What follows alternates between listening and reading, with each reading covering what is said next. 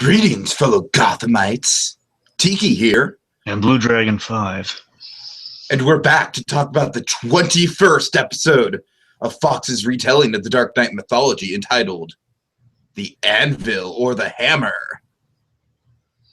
So join us as we venture into Batman's birthplace. And explore Gotham. Yes. BlueDragonFive, I have one question for you. Maybe you could answer it, maybe you can't. What the hell does the anvil or the hammer refer to? Because I've been trying to figure out all day. Well, you know, I'm just literally just thought about this when you remind what the episode's title was. Yeah, I'm just gonna guess because literally it has absolutely nothing to do physically with anything. Like it's not like parallel with anything in the thing. But if I'm gonna relate it to theme, I guess anvil means creation, which is what the ogre's trying to do in this episode. Or it's basically creation or destruction, which is kind of what the ogre's teetering on this whole episode. So maybe that's it. Okay, might I throw out another theory? Maybe it has to do with the Penguin and his whole thing of, you know, the anvil represents killing Maroni, or the hammer represents not killing Maroni and starting the gang war. What do you think? What? How would you mean like dropping the anvil on his head, or how would the hammer just start a war? I don't know. I'm just grasping here.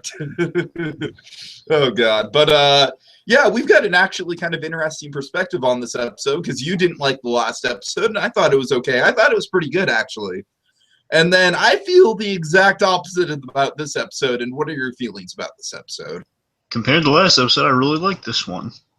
Okay, so you said compared to last episode. Yes, so that's what I mean. I mean, it's not one of the strongest of the series. However, I'll say this, though. I think it had a lot of good moments. Again, basically aside from the Barbara stuff, which unfortunately is kind of weaved really tightly into things.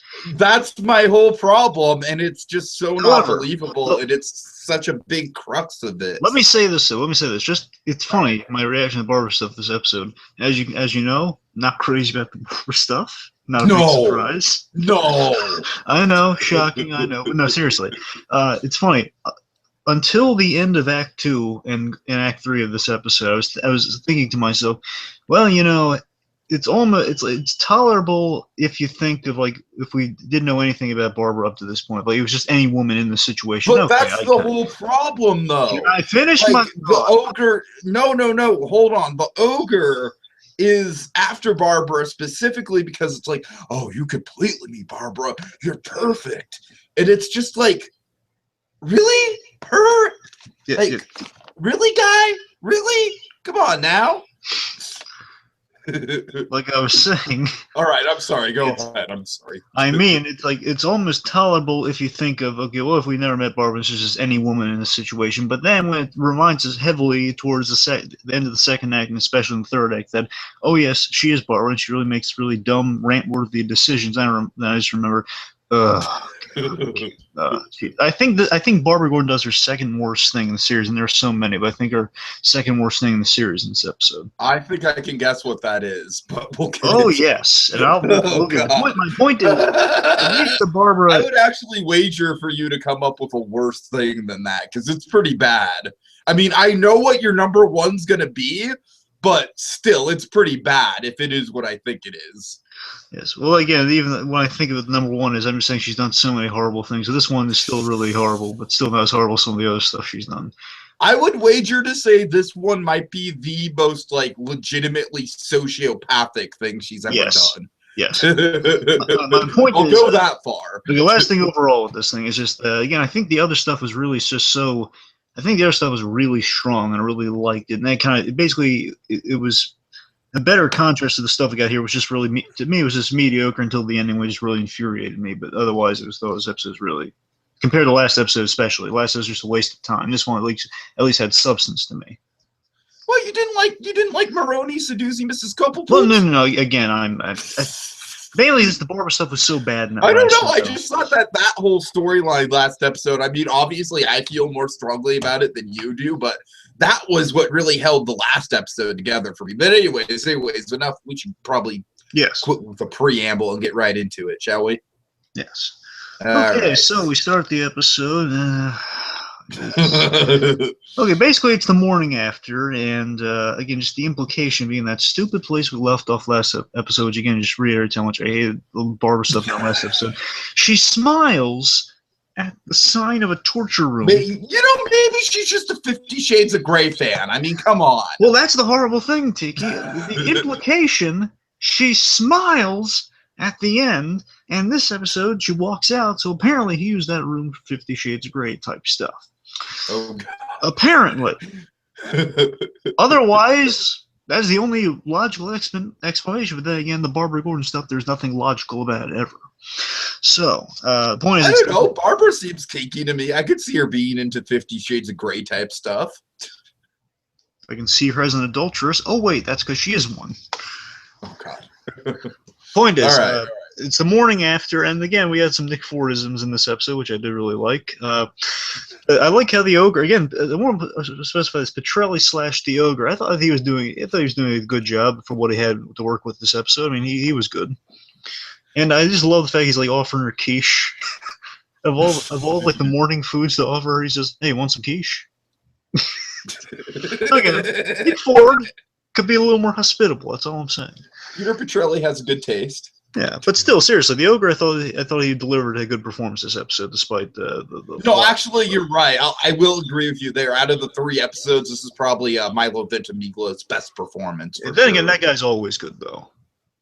Yeah, I thought I don't know. I'm sorry. Throughout this 3-part saga, he was kind of mixed in parts, which is why I've been making so many Peter Petrelli jokes.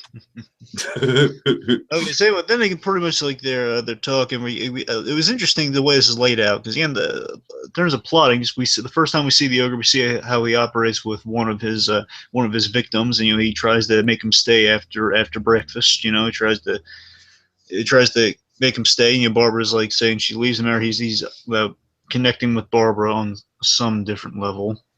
Also, did you catch that? There's a line about how they barely slept an hour. Did you catch that? Because yeah, I was like, oh God. I caught every line. I tried to block most of it out. That's the thing. All right, I just wanted to bring that up because it was horrible. Point is, I wonder how bad it gets. It gets so bad. So basically, she leaves, and he's just he's holding her back a little bit, like he did last episode. Not as intimidating, not quite yet. In a moment, yes, but the point is, he's holding her. He's like holding her, and he's like telling her. He's so straightforward about it, just spelling out because she is too stupid to realize this. He literally says to her, I was going to kill you last night. Oh, you're joking, right? That has to be a joke. Oh, seriously, you're more in denial than Norma Bates is about Norman's sexuality. Let's just say that. But that's for another topic. It is. But who doesn't want breakfast in the middle of the night? But seriously, then he's just like, I was going to kill you last night. Well, you must be joking. Seriously, you're in Gotham. Someone tells you they were going to kill you. That's not a joke.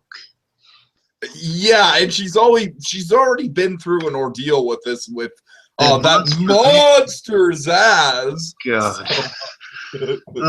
Then basically, then he reiterates the phrase that's kind of comical. How many times he reiterates this? But again, at least he's trying. I want to point that clear. That's my big major problem with this episode is it gets really repetitive. Now, to be fair, I'm gonna place the blame on Barbara just because we do that with everything on the show.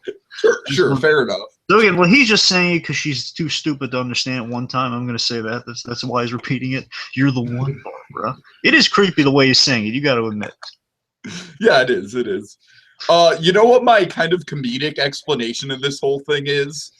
Barbara is the perfect girl for a serial killer because she is so sociopathic herself, and that's what the ogre sees in her, and that's why he wants her so bad. So let's go with that. Can you buy that as an explanation? It is just so ridiculously comic that the man, the antisocial our guy looking for connection is drawn to this complete polar opposite of someone who does not want any connection. Yeah. Basically the most unlikable person in the show is the one the serial killer would gravitate towards. It's just they're such opposites in terms of that logic. It's ridiculous, but it makes sense. Mm-hmm. Stupidly, but anyways, basically saying you're the one I've been searching for, and then they basically kind of tough talking here. I really do like how he really delivers these lines real creepy. I do like because we saw how creepy he can be in that first kind of flashback we got when he first appeared.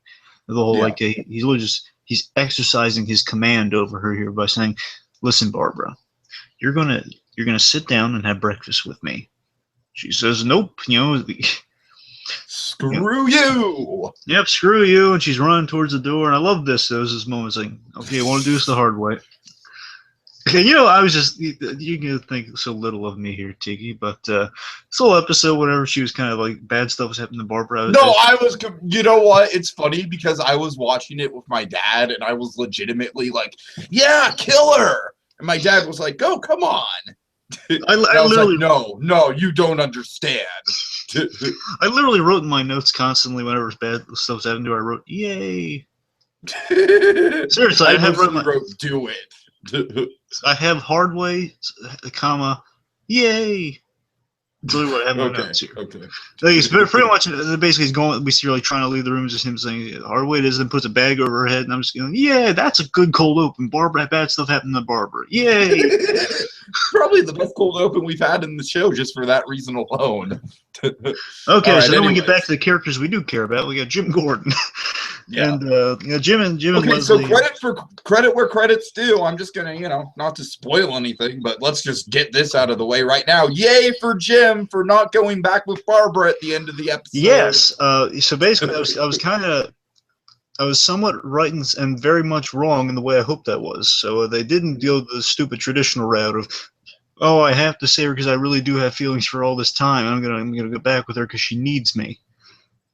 Thankfully, yeah, exactly. I love Jim Gordon. Thankfully he was Jim Gordon this episode, not just like by the book like romantic cop has feelings that he keeps under the surface for someone else. It's not that like by the number stupid thing. It's Gordon's episode. He's firing on cylinders because he's firing on all cylinders, like not getting sleep and everything because he is very important. He blames himself for what's happening to Barbara here because he pressed Loeb and now basically sicked a serial killer on him and targeted someone he knew. So again, Gordon is blaming himself, not because he loves her, that's why she's being targeted, but no, because by connection, she's being involved, and Gordon put that upon her when he really doesn't feel he should have.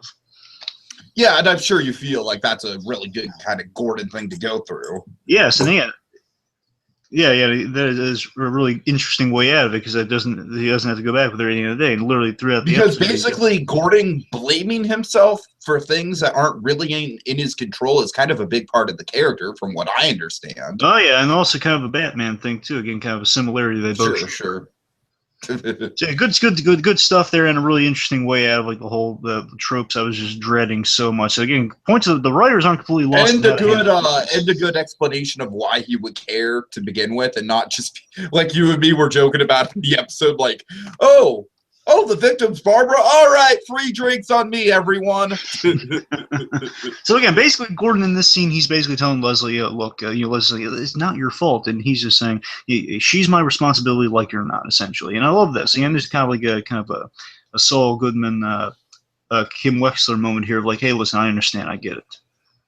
So again, I love that Leslie's not. Again, Leslie isn't like. Even she kind of calls out later on how she says, "I was a little worried for my own self-interest that was wrong," and here she's saying, "Look, I understand. I understand why you're feeling this way. I understand that you don't still love her or anything. That you and I are unaffected by it." So again, Leslie's smart in this episode. I really love that.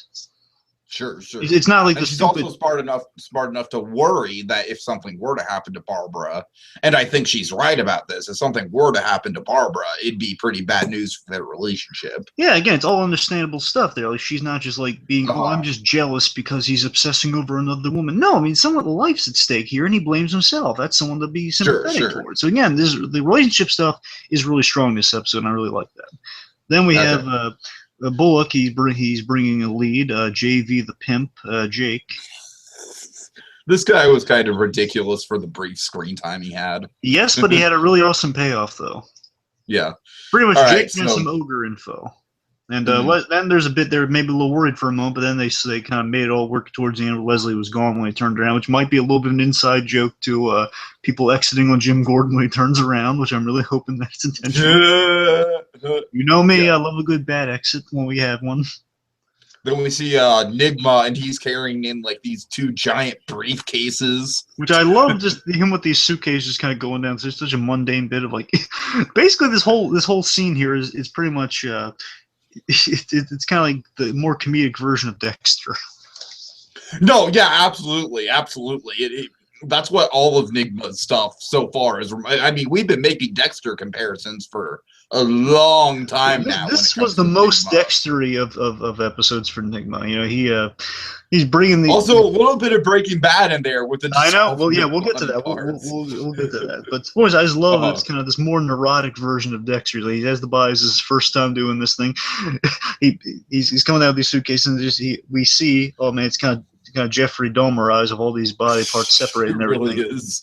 Then pretty much no body, no crime. No body, no crime. I love just him like neurotically just repeating that to himself. It's like, okay, everything's fine. No body, no crime. No body, no crime.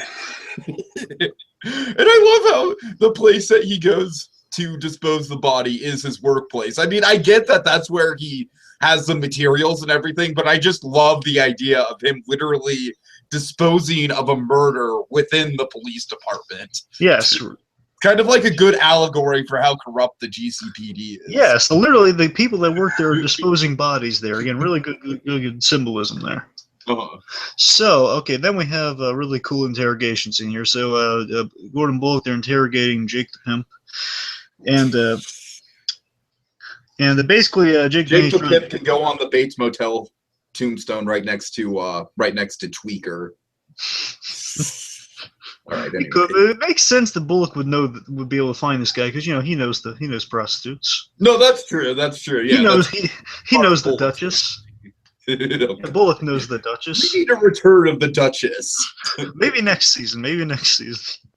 You know, when that woman came on stage at the Fox Club, I almost thought it was the Duchess. It would have been hilarious if she's like a background extra in this scene.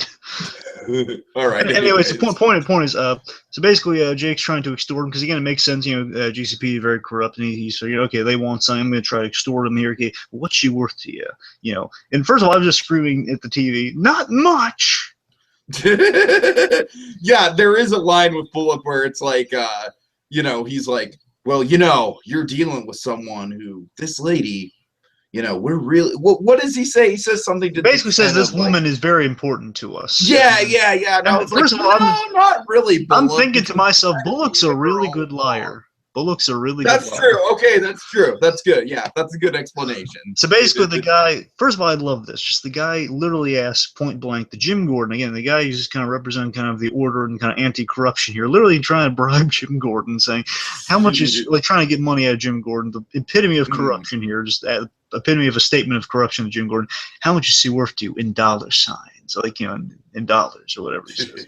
And then pretty much just then, there were so many good Jim Gordon moments in this episode. This one I love so much. This was one of the better Gordon moments of the whole series. I love this. It's just him, and Bullock had a classic Bullockism in this scene too, which is made even better. So basically, what Gordon's saying, Bullock, I'm about to violate department policy on interrogation. Says, I think there's a box of donuts with my name on it outside.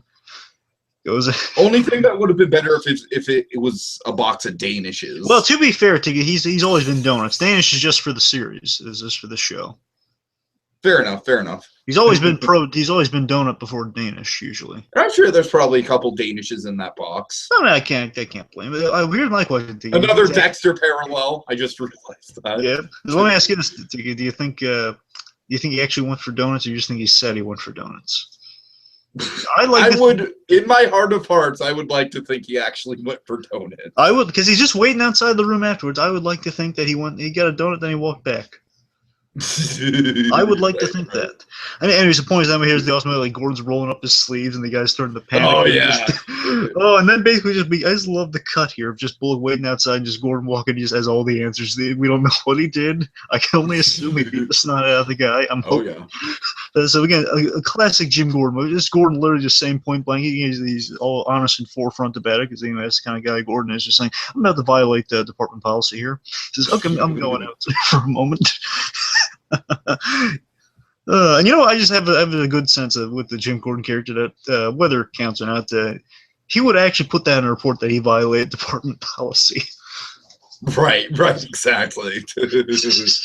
Oh god. And anyway, so let's see. So basically, he got some answers off screen, and basically, the Fox Club brothel. Yeah, Jake was he was a barman in the brothel, and it's got the Fox Glove.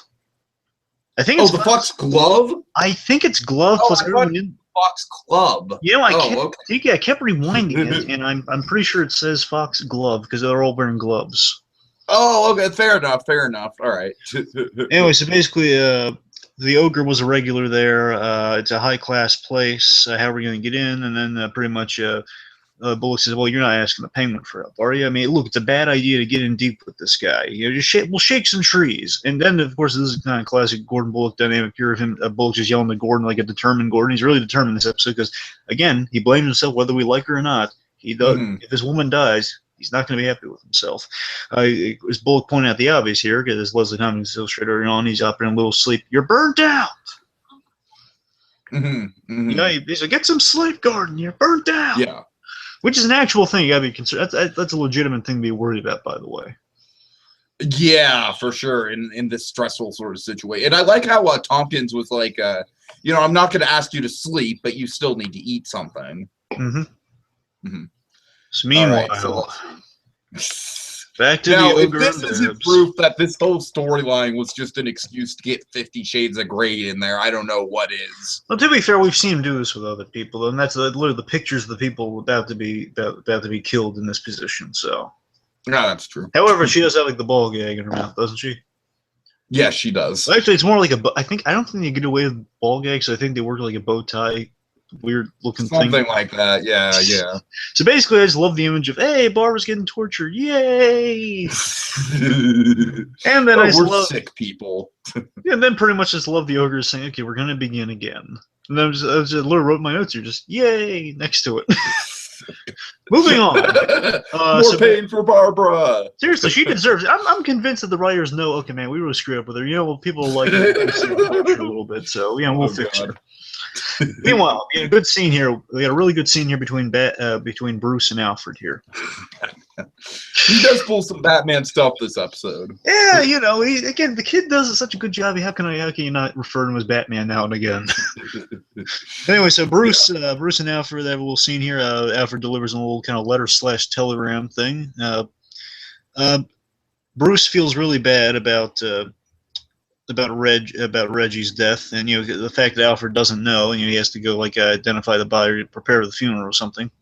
And yeah, I like this. Alfred has like he's. The question is how much is. I'm sorry, Alfred doesn't know, but still, it's the idea that we get some classic Alfred moments here, like Alfred being that sympathetic figure we look towards in terms of like he's the guy who, you know, he's going to bring the real human emotion to Bruce Wayne here.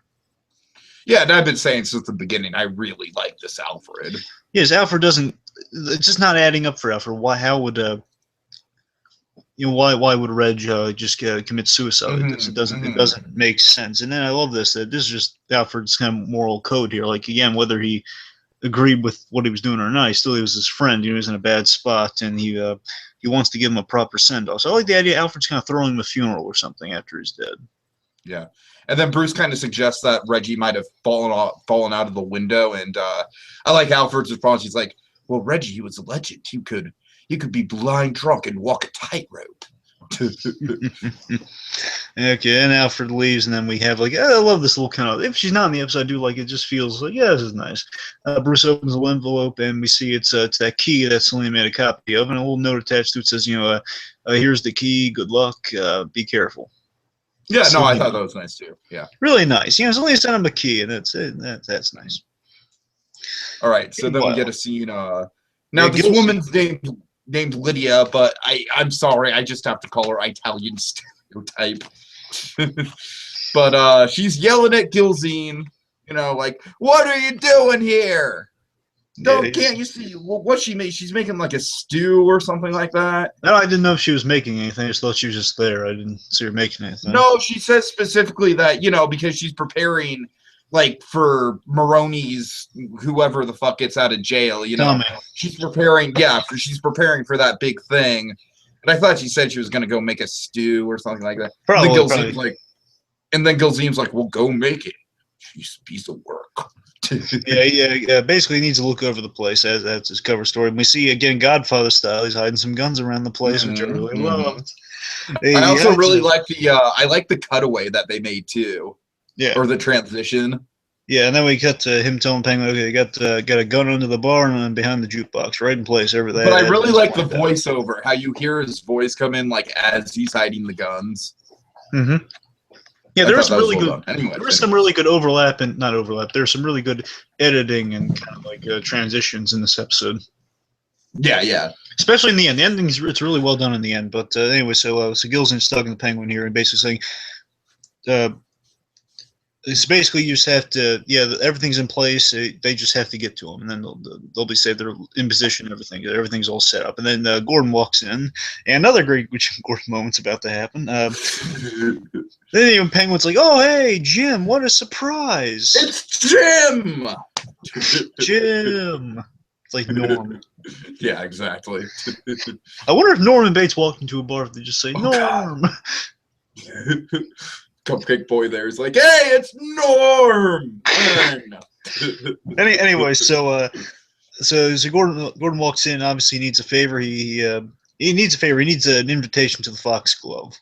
Mm-hmm. And I just love how Penguin just picks up and he's just mentioning, "Oh, you seem to be in a mood today." Right. I wonder if Gordon's been going on kind of a rampage in Portland by any chance. Oh God! Well, I'm on a Bates Motel bender right now, folks. I'm sorry. Yeah, I can tell. Okay. Anyway, so basically, Penguin's getting to like a whole kind of spiel where he's going to try to like charm Gordon into like another favor here. He just says, let's put the cards on the table. I actually have some people who are, and then ... Gordon says he's not having any of this. He's in the real time crunching. Penguin he says, you already owe me a favor. Well, I owe you another one. And he say, let's put our cards on the table. He grabs Penguin by the lapel, I guess. Grabs him. Points his gun right at Gilsey. Awesome shot. And then he just says, the best lines ever, just saying, you think you know who I am, what I'm capable of. You have no idea. Oh yeah, that's almost a Batman line. Oh, I love it. And then pretty much, so basically, he's in a real time crunch here. He does not want someone. He's trying to avoid someone dying here. He's going after a serial killer. Time is of the essence, and he's just having none of it. No more to run around with Penguin right now. And it's always the pressure on him with this thing because he knows he already owes Penguin a favor, and he's just really not crazy being indebted to the Penguin. And then this Penguin says, "Oh, listen, today's a big day, so I will accommodate your request, but you owe me a big favor." A big favor. Which I'm dreading. I really hope that comes back in the finale because that's something that's been kind of dangling all over our head for a big part of the season now. How can I not? All right.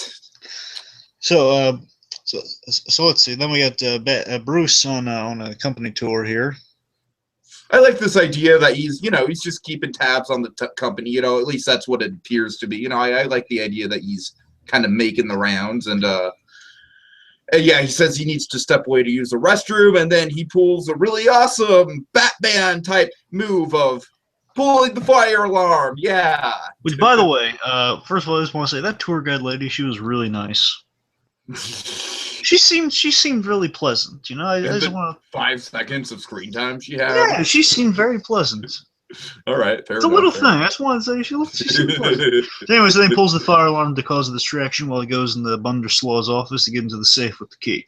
Meanwhile, we got Gordon and Bullock here. Gordon walks in, just kind of surprised Bullock. Well, I got an invitation. It's at the Klondike. It's like at the Klondike location he mentions off here, and he has a ticket. Only one though. It's for you. And basically, Bullock's going undercover as a John. I love this idea, and it makes so much sense. Again, because Bullock has experience with prostitution. Oh, and yeah. he's kind of this seedy underworld scene here. So, and I love Bullock's line, you couldn't look more like a cop if you wore a blue uniform. One of the best lines in the episode. And then, then Gordon's, I love just this, this is kind of like a mundane kind of Gordon Bullock odd couple type show here of just him saying, I hope you're going to dress, basically hoping you're going to dress up for the thing. And then he says, well, yeah, Alvarez, he arrested guys like a suit, an Italian suit shipment. He had a suit bust. I totally missed that.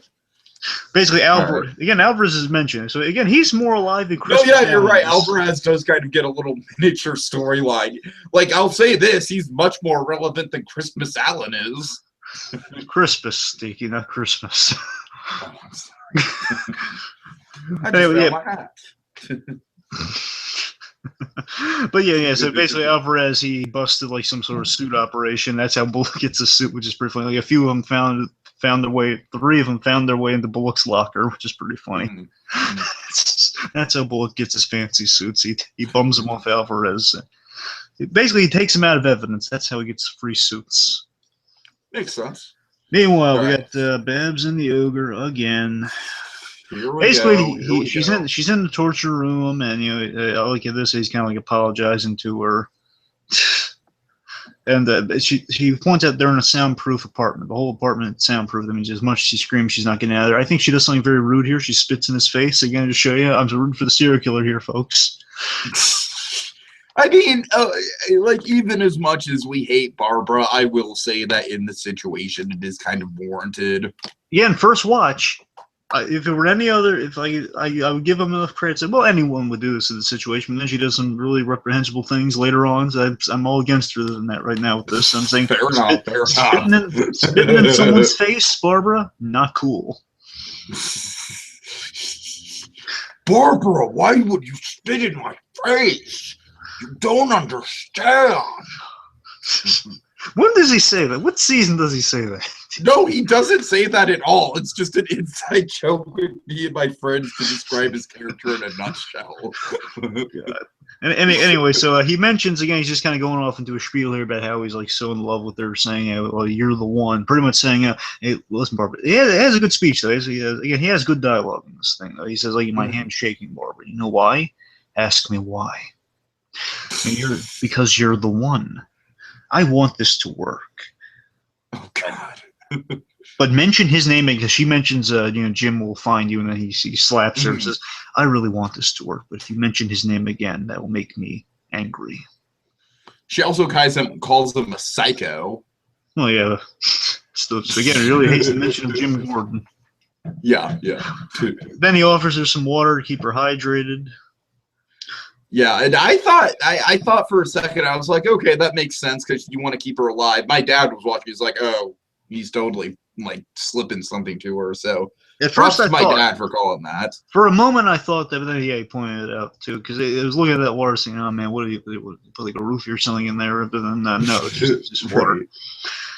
Which makes sense, keep her hydrated. Anyway, so then he has another great line. He says, again, the Ogre's dialogue is pretty good in this episode. He says, I love you, but if you escape but if you try to escape, I will chain you and gut you. Yeah, that is pretty Basically, I will chain you up and gut you if you try to escape again. So come here, because he says come here, and she doesn't do it after she eats the drink. He says, come here. I said, I will chain you up and gut you if you don't come here right now. Mm-hmm. Then he shows her his Dexter Morgan-style trophy case. Oh, it totally is. And I like the line, when you're looking for love, you kiss a lot of frogs. Good line. Again, he's got a lot of... Mm-hmm. And, of course, it makes sense because the whole thing, because the whole spiel about kind of he himself is a frog in a way. Mm-hmm. Mm-hmm. Anyway, then here's something that just pissed me off right off the bat right here. So he reveals this little thing of all his past victims, and then she asks the dumbest question ever. She says, did you kill these? You killed them all, or like they're all dead? No! Seriously, what did you opens a little. First of all, the guy chained you up, all that stuff. He opens a box full of. By the way, remember, she calls Zaz a monster, but she just doesn't get it with this guy. Remember, let me reiterate, folks. In this box, it's not only just pictures of women held up, because one could think, okay, maybe he's just got a kind of a weird fetish thing. But two things: one. Right. They all have X's over them. That's the starter there. And two, most important, on the underside of the box are implements of murder. A lot of knives. Oh, yeah. Well, come on, just keep in mind the whole room. Yes! There are literally medieval implements of torture. The room that she was smiling at first. God. So the point is, she says, wait, you killed them all? You killed them here? Then she faints. No, he killed him in Cincinnati, Ohio. What do you think, Barbara? Yeah, what an idiot. And then he says, "Don't worry, Barbara. I'll set you free because you're the one." Now it's starting to get repetitive. You know, at this point, it's really starting. Yeah, it is. It really is. Basically, at this point, every point afterwards, now it gets really repetitive. And So, then what does Barbara do? Yeah, she just sits there and makes me hate the show a little bit. No. But then I just hate her in the show. Oh, yeah. Okay, so we got our next scene here. All right. I just have in my notes Bruce sneaking around like a young Batman. Well, you're not wrong. So yeah, Bruce is in Blunderslaw's office. You're getting kind of a wonky name, but it's kind of cool, I guess. You started to grow on me. It is, yeah. It's getting harder to say though, but it's starting to grow on me. I don't think it's Blunderslaw. No, it's like Blunderslaw though. I keep want to say Blunderslaw, but there's only one. That's what I thought it was Blunderslaw. What is it? It's Blunderslaw. So like no, there's only one. Bunder. Okay, Blunderslaw. There's one to call him Blunderslaw because I guess they want blunder in the name. Maybe I don't know. Anyway, so Bruce is in that guy's office. He finds a safe. Time's running out because he hears the alarm's not going off anymore. So you kind of have that whole Mission Impossible like dun, in a way. Him trying to get through, but then big reveal: the safe's empty, and then the Blunderslaw appears, and he says, "Oh, Bruce, I was expecting you. Uh-oh. Back from commercial, we have another Nick Fordism here where he offers him a cookie. But yes, very much so. And as soon as I saw that, I was like, what is with all these villains like being very, very like seriously, do the writers of these shows like take notes on our little dorky little podcast? Like, all right, we gotta make sure the villains are, we gotta make sure the villains offer stuff. Well, to be fair, maybe it's just Nick Ford who has the problem. Maybe all villains should be this way. Let's just put that out there. Anyway, right, so Blunderslaw offers Bruce a cookie. Now, before we get to kind of the symbolism of the cookie, I would say, oh man, it's nice. He's offering him a cookie. No way, no. When I was a kid, I'd never turned down the opportunity for a cookie. But then he gets some dark implications there. So pretty much, he gets into some exposition here, just saying, I hired Reggie to find out what you knew. I never intended for Alfred to get your butler to get hurt. Mm-hmm. And pretty much, Bruce is pointing out, the company it's committing crimes here, and and then Blunderslaw just kind of cuts him off there, saying, "Yes, just like your father." Oh my, yes! I love how amused he is when he reacts to that. Yeah, Blunderslaw's pretty. Yes, we're committing serious crimes. Yeah, he's kind of our intimidating version of Mr. Earl, Yeah. He's pretty cool. He's pretty cool. He was just like your father. He's kind of dropping the bombshell on here that your family is corrupt like the city. I like how he refers to it as the talk. Oh, God. Yeah. And pretty much he's saying, just like your father. He understood, realistically, like, he understood. He was a realist, like all the Waynes. Pretty much dropping the bomb on Bruce Wayne here. Like the whole Wayne family for years has been corrupt. With they knew what was going on in Wayne Enterprise. They looked away. They basically looked the other way while bad stuff was going on because that's the way you can only operate in Gotham. Otherwise, probably whether it be for noble reasons or not, the economy probably would have crumbled without the Wayne Enterprises in Gotham. As we see in Batman Begins, kind of a huge tie into the economy. Yeah, exactly. So the point is, a big bomb dropped on Bruce Wayne. He's in disbelief, like, no, that's impossible. No, and he says, that's not true. That's impossible. Okay, so Lucius Fox enters, and it's so funny. Before he showed up, and he was just talking to Bruce here, I was thinking, I remember I heard, I was talking about on this show here, I heard that Lucius Fox is going to be introduced on the last 2 episodes of the show.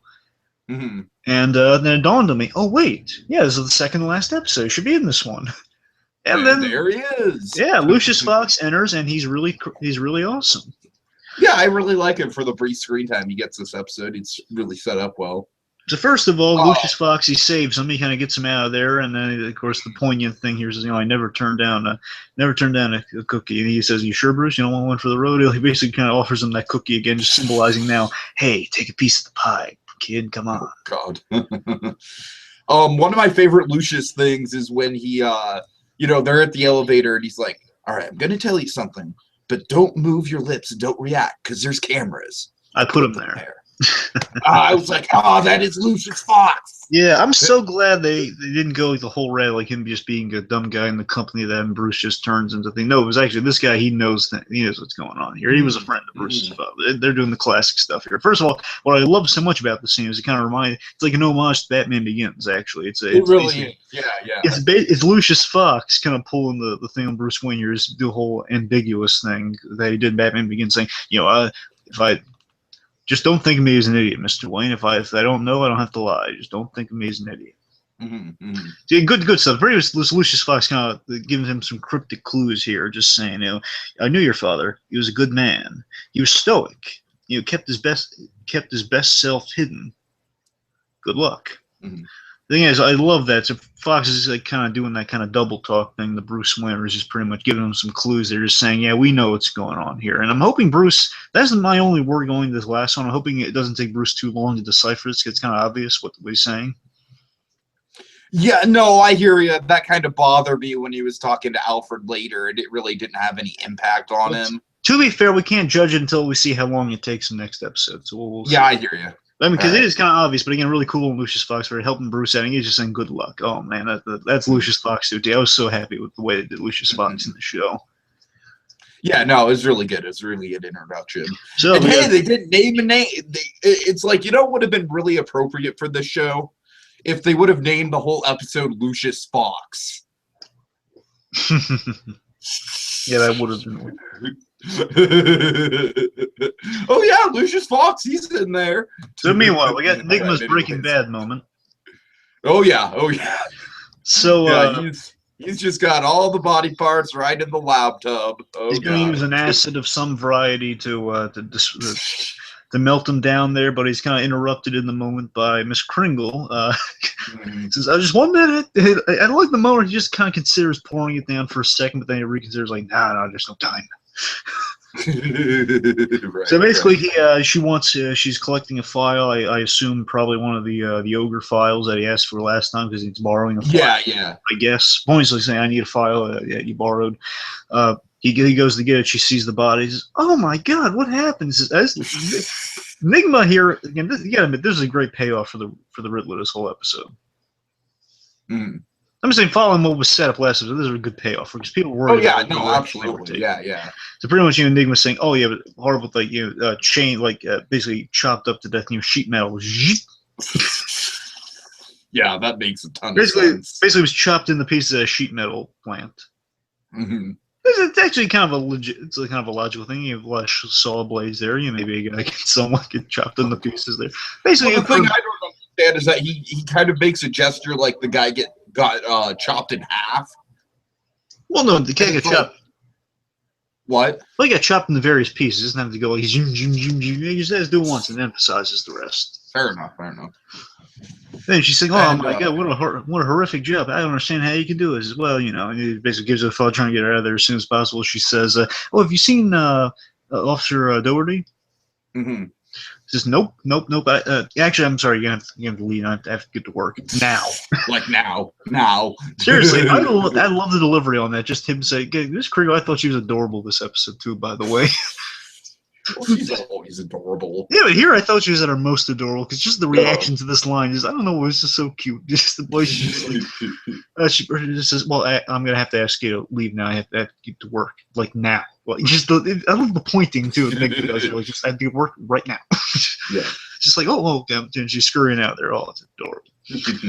Not Norma-based scurrying adorable, but adorable nonetheless. Okay. So we got Penguin and Connor here. Connor are kind of I believe our Irish branch. I really like this guy. Yeah, I really like this guy. Yeah. For as little screen time as he gets, I thought he made a really good impression. Yeah, he was. I was sad to see this guy can ultimately leave the show. Because like I said last episode, he's like he's like a classic mobster. Like, I feel like he's more of a mobster than any of the other, like, side characters we've seen on the show, just in the very classic, like, 1940s film noir kind of way. Yeah. what I love most about this guy is that he's just simply, he's kind of like, not an independent contractor per se, but he's, he's kind of a guy, he's a gun for hire. And he knows how kind of flamboyant these criminal types that hire him can be. And I love how he just calls him on and he just says, like, you can basically ask if the guns are there. This guy's kind of bridging all the kind of stuff I love about Deadpool and those guys. There's like they're guys they're working a job. They're doing their they're doing kind of like a 9-to-5 job almost. And it's so fun how they take it with a grain of salt, kind of the absurdity of it sometimes. Just this guy sitting there with Penguin saying, "Okay, the guns are in place," and he has like and they're gonna say the line, aren't you? It says, you're not the first to ask me to say a line. I never understood why people want at least the line said before you kill someone. But look, you're not the first to ask me. And that little Penguin just genuine moment here. Penguin saying, especially just considering how it plays off later on. Just the Penguin's legitimately thanking him, saying, "I appreciate you humoring me." Yeah. Just considering the dark payoff of what's going to happen because of this. So anyways, then. So let's see. So what makes you think they're going to be there? Oh, current events, and he shows in the paper where Tommy Bones is being released. Mm-hmm. One of Maroni's longtime associates, I guess. So Tommy walks in. Maroni's ecstatic to see him there at Lydia's. I love Maroni's delivery. There he is, Tommy freaking Bones. By the way, tell me something. Does Tommy Bones look like Gilzine with a beard to you at all? I'd have to go back and watch it again. For a moment, I mean, he looks like a heavier version of Gilzine with a beard. I was thinking for the first time I saw him in the episode, I was thinking, oh my god, is Penguin so elaborate? He's actually having this guy. He's having Gilzine masquerade as Tommy Bones. Oh my god. That'd be ridiculous, but awesome. It's not. But I'm just saying, for a moment, it's in the right because they obscured the reveal of this guy. He's in shadows for the first. Yeah, you're right. I was thinking, oh man, it might be saying this guy's Gilzine, and he hasn't seen him in such a long time. Maybe that's how. We've seen Penguin do much more elaborate things. I don't think it's beyond. Oh god, yes, we have. I'm just saying. All right. Anyway, so basically, he's at Lydia's bar for the party. Yay! Meanwhile, Bullock's at the Fox Glove. We have one of the funniest scenes of the episode. Bullock's at the Fox Glove undercover. We see it's a fetish club, hence the glove. People with masks and leather and like a bunch of fetishes, like spankings and whatnot. Oh god! There's this weird guy in a bunny mask, and I was like, I do not know. I do not want to know what's going on there. It's funny. There's actually a comic where a Batgirl, she has to infiltrate one of these fetish clubs one time. Oh god! And let's just. I don't know how dirty I want to get with this, but she. Catwoman is basically she's pursuing Catwoman. She's in the club. I guess she's selling a jewel. She's stealing a jewel. Something it's been a long time. I believe Fabian Nocenzia wrote this one, and it's basically a club where you wear a mask and nothing else. Mm. Oh, okay. And Barbara has to go undercover. She's very self-conscious, and then basically it's like kind of like an orgy / fetish club. Yeah, it's weird. It's like one of these type of clubs in Gotham. Mm. Gotham is such a place full of depravity, isn't it? Yeah, but that's why we love it. Of course. Anyway, so then Bull gets there. He's kind of scoping out, seeing if the ogre's there. But then he's there for the main attraction, which is kind of an homage to, I think, Clerks 2. But I could be wrong. That's what I thought, too. You're right. We have basically Ingrid, and they're introduced on stage by I guess the not the ringmaster, but the master of ceremonies at the club. Well, considering what we hear on stage, I don't think ringmaster is that much of a stretch. But Ingrid and Garrett, and I love this. We don't see it. I just love this. No. This is the best joke in the episode, by the way. Just Bullock is looking. And by Bullock, he's looking all dapper, in this Italian suit. His hair slicked back. It looks like it's like. I love how when he walks in and the lady's like, "Oh, we're about to begin," and then Bullock's just like, "Well, it looks like I'm just in time." Yeah, Bullock's awesome in this episode. Undercover Bullock's really fun. So anyway, so he's there. He sees the main attraction. I guess he's thinking, "Oh, maybe it's the ogre or someone, or like someone with a link to the ogre." And then just they come out on stage. We don't see him at all. Just we hear the noises we hear. We hear whipping, chainsaws, and implication of bestiality with pig noises. Oh god! And then just. It's too much for Bullock, and Bullock's been around the block, by the way. He's dated the Duchess. He's no. Could you imagine Jim's reaction to this? I can't even. Tiki, I will roll on the floor laughing if I even picture Gordon react to this. I'm gonna press on with it's too much for Bullock, and Bullock's been around the bend, and I love the delivery by Donald Logue here. just saying with the little like the breaking in his voice because it's just so horrific for even Bullock. Just saying, GCPD.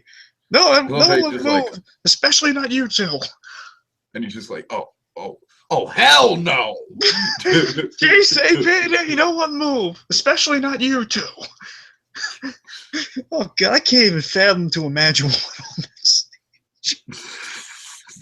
Anyway, so all right. Barbara's unconscious as the way she should be, but it's funny. I wrote in my notes here. Barbara is unconscious / terrible. So pretty much just whenever she's just on screen, just terrible whenever she's on screen. So then she awakens, I guess, and she's crying and she's clinging. And the only interesting thing about this is that maybe she's like doing it on command at this point because he's starting to brainwash her. Well, not brainwash, but kind of break her, like that girl in the previous episode. Or she's just like kind of like just trying to please him with dinner and everything. Yeah, that's true. Right, I'm kind of hoping that he's just starting this to justify some of her horrible behavior. Like he's starting to get to her, just like basically, you know, she's like, she's clinging on command. Again, I told you with like Bates Motel, like that horrific thing where people have been victimized, kind of have that thing where they cling to people. Yeah, exactly. Right. Bit of that going on, perhaps, but probably not. Sure. I don't know if the show's clever enough for that. But you know, she's now this is where she starts to really make me rant. Here we go.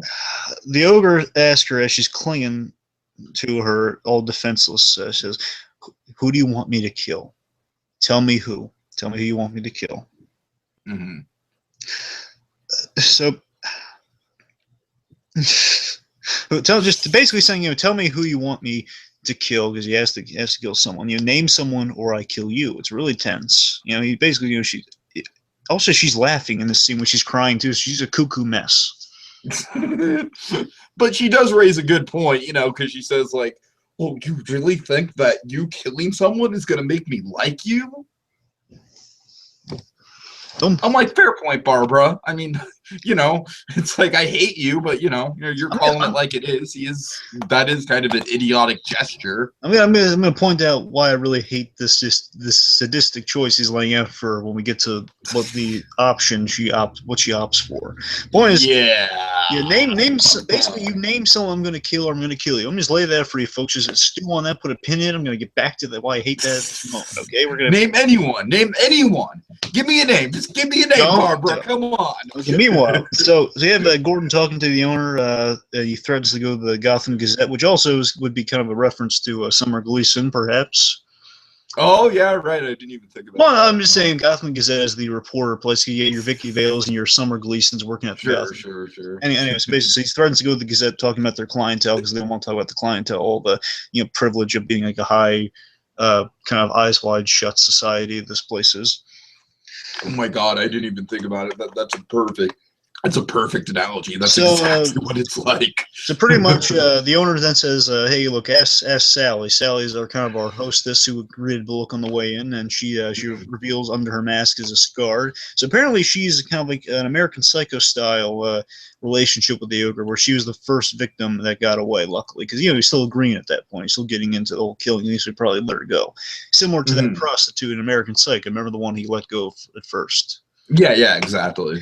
So pretty much, she's like abused. It's kind of interesting the fact that she's kind of scarred, like a similar way to how he is scarred, like he used to be scarred. Remember? Oh yeah. Oh God, how could I forget it? Basically, she was victimized 9 years ago before the first murder. So again, she was practice. Mm-hmm. And then she points out, like, well, we were in Midtown, and there was this neon sign. I can't remember what the letters were, like OYAL, and then they piece it together. It's the Royal Hotel. And then she asks, "Hey, listen, I got a bit of issue with this." She says, "Oh, listen, don't arrest him, kill him." And then Gordon says, "You got it." Now, I like the line. I gotta wonder if do you have an issue with it because of the whole Batman doesn't kill thing? No, it's more so. See, Gordon, he's willing to kill if it's like a cop thing, if it's in the line of duty, like there's no choice. Yeah, exactly. Well, that's the reason the Batman will accept that with Gordon, because it's obvious this cop within the cop's job, like the whole logistics of that thing. But still, it's like Gordon's promising someone he's going to kill. He's going to kill someone. That to me, I'm just saying because how it ultimately goes. The bastard deserves it. I'm going to have to disagree with you here. I actually like the moment.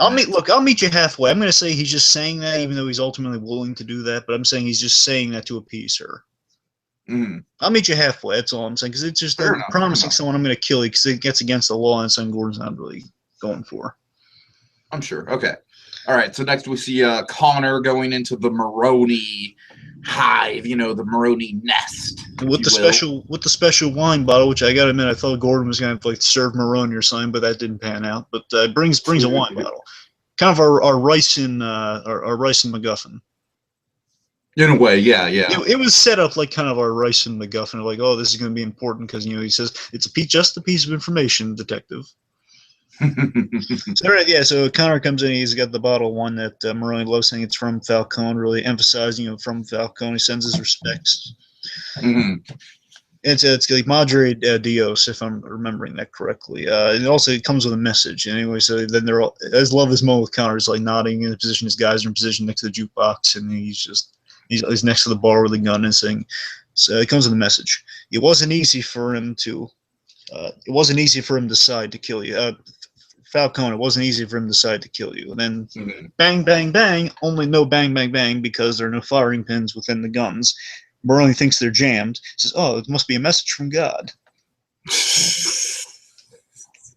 Yeah.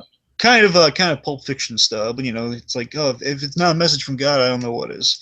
Then pretty much just guns them all down. And he says, well, before he guns Connor down, he says, here's a new message. Tell Falcone I'm coming for him.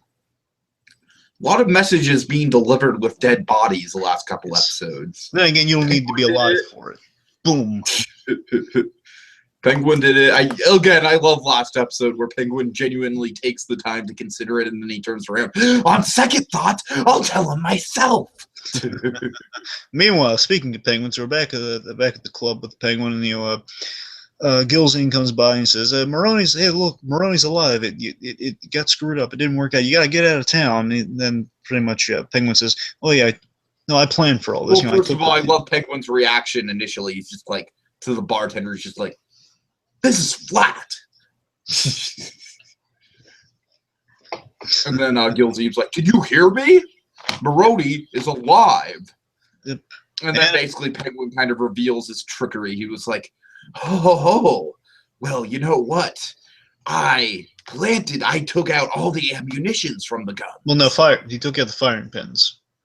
Oh, okay. I'm sorry. My bad. Sorry, that's the point. Because he mentions he learned the trick from Maroney. Even though Maroney was he gave him blanks. He basically learned the trick of kind of tricking you with the guns thing. That's what he picked up. It's kind of a neat payoff of Maroney kind of taught him that trick and they used it against him. Yeah, I do really. Again, of course, Penguin's been like the best character of the season. I think we can all agree to that. Let's face it, Penguin's the Fonzie of Gotham. I give him more credit than that because he's just like, he is the one storyline where week to week I am genuinely excited to see what's going on with him. But anyways, I'm just saying, like, he's come such a far way from being under Maroney's thumb to now all this. I just really like the progress of this character. We wish Barbara would be Chuck, so she would be in it either never or just very, very sparsely around the holidays. Right. Okay, anyways. So then Penguin just says, I thought it was brilliant, this whole idea with Penguin here. He said it was a setup. He's basically being under Falcone's thumb has grown intolerable. Now Maroney's out for blood. And basically Penguin has sparked war with kind of like the failed assassination attempt under, again, that's the importance of the message, to implicate Falcone. Mm-hmm. So Maroney thinks Falcone has just gotten sick of their little kind of agreement. Now he's going after him. So now Penguin has sparked a war, which means out of the wreckage of that war, they both kind of kill each other. He's going to rise to the top. That's the plan. So really cool idea. Yeah, it's a great plan. Yeah. Good plan. Meanwhile, we have Enigma's Hamlet moment, which is priceless. Alas, poor Officer Dotry, we hardly knew thee. I love that. Hey, Riddle Man! I can just imagine that skull, just like a little voice coming out of that skull. Riddle Man! Or like maybe he's like kind of like, why'd you kill me, Riddle Man? I can just imagine in like a Riddler's lair somewhere, if he didn't break the skull like he does, if he just kind of kept it around like a trophy, like drew a question mark on or something. Oh, I could totally see that. He just like consulted it, because I love in this scene how he consults the head, kind of like Hamlet, but he's like talking. He's like talking to the head, and he's talking to Doherty's skull. Getting advice from, well, I guess how do I approach it from this point? I guess I'll send a letter about implying that you choose better men. So I love that he's saying, well, obviously, this guy was a numbskull, no pun intended. Okay, well, no pun intended. This guy's a numbskull. She should go for better men, like myself. Then he puts the skull in a bag and crushes it very maliciously. I really thought the scream that he gives when he crushes the skull is really really creepy. Of course. Well, he did stab the guy 11 times. So that's also creepy. Well, no, I'm just saying, I don't know, there's something about that scream that just unsettled me for some reason. I can't even describe it. It's just the delivery of it. But anyways. That's fair. Okay, Camille, we're at the Royal. We're at the Royal / kind of the guy's the ogre's suite, place where his lair is. It's empty with the giant pool table we saw last episode. We see the place is empty and dark. They find the torture room, and Gordon knows she's there. Stop calling it the torture room. It's the 50 Shades of Grey room. Well, we're not going to see it again, so I might as well call it torture room one last time. So Gordon says he can smell her perfume, so he knows for a fact she was there, which makes sense because she's trampy. She wears a lot of perfume. I'm kidding. I don't mean that against people who wear perfume. I just mean that against Barbara. Oh God! All right. I'm just taking my shots at Barbara before the season's over, folks. And we're gonna do a rant real quick here. Oh yeah! So debate, and Gordon's kind of, there's a legitimate thing here. Gordon's faced with kind of the option. I love this scene between him and Bullock. Is kind of a classic thing I can imagine between the comics between these two. Just like Bullock confronting with the knowledge, we might not be in time to save her. You should be prepared for that. He says, well, it's not an option. Well, it's the most likely option. So I love that thing. Just Bullock kind of being realistic with Gordon here, because the constant thing with their dynamic is that Gordon's the idealistic, kind of hoping for the best here. Bullock's kind of bringing him down to the cruel logic. Sure. Good stuff. Meanwhile, Ogre's on the phone calling Gordon here, just kind of adding insult to injury here. Says, okay, yeah, I know you were there because you triggered the alarm. And don't worry, I like that logic. He has a really weird line in this scene that was just so creepy. Again, the Petrelli, Milo Ventimiglia, the Peter Petrelli, he can deliver this line just so well, even though it was off the wall, his crazy line. He just says, oh, she's safe as milk. Safe as milk. I didn't even catch that. Safe as milk? Of all the things, safe as milk? Milk spoils after like 3 or 4 days. How is milk safe? How is milk remotely safe? It's in a fridge. Is that it? That's not really that safe. I mean, for Indiana Jones, that's safe. Milk, safe as milk. Oh God. Oh no. Anyway, so then the ogress kind of says, "Hey, listen, she doesn't need protection." Then click. And also importantly in this scene, I love this bit of detective work between Gordon and Bullock here. I really loved it. Just they heard it on the phone, as the audience also heard. To tell you the truth, I almost thought it was a little bit of a stretch. Well, I mean, I could pick up on the fact we heard train horns, and so that made sense. Did you? Yeah, is it there? Yeah, it's really there. It's apparent. You hear train noise the whole conversation. Okay, that's good then. That's good. The rest is just them picking up like where the location might be depending on the train schedules. That's really clever, I thought. So basically, they hear the train horns, and it's implied they were driving, and they figure, okay, this train would be going this way at that time, which means they're going upstate, which leads to. Here we go. Barbara's parents. Okay, now again, I just want to repeat. The ogre doesn't say like, Barbara, give me like the name of a loved one to kill, or give me the name of someone. He just says, give me someone to kill. Just give me anyone. She could have literally said Zaz. She could have had him kill Zaz. But no. All right, Blue Dragon, go. Just go. Well, thanks for deflating my rant a little, but let me get into it. I'm sorry. So basically, we see Babs' parents' house, and we have Barbara there just looking like an idiot, just standing there. And we have the ogre there, gun drawn, holding them after he's got to finish his little phone call there, and he's just pretty much saying they're terrified. Barbara, why is this happening? What are you doing to us? And again, we didn't get the sense of the warmest people, but still, I'm going to be the optimist here, say they didn't deserve to die. I'm going to just be that guy. Yeah, that's awesome. But like I said, it baffles me that out of she could have given any name here. Let me let me continue. All right. Just like, let me show you how truly stupid this really is. Just so pretty much then the ogre's just reassuring the parents, hey, she's doing this for you. So, then we have this horrific thing. Before I get in my rant here, just, he puts the gun away, pulls out a knife, horrific, we hear like a horrific scream off screen, which just makes me think, oh my God, he's brutally murdering these people. We hear the scream. Yeah, it's pretty brutal, yeah. And let me get into the stupidity of this. Okay, so, look.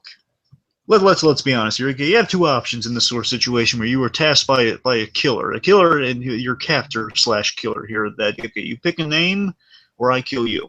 That's your options. Now, as much as I'd like to say we could all be the Jim Gordon and or Batman in this situation, we're humans. We're not going to be going to the most heroic option, let alone Barbara going to the heroic option of saying, "Hey, look, kill me."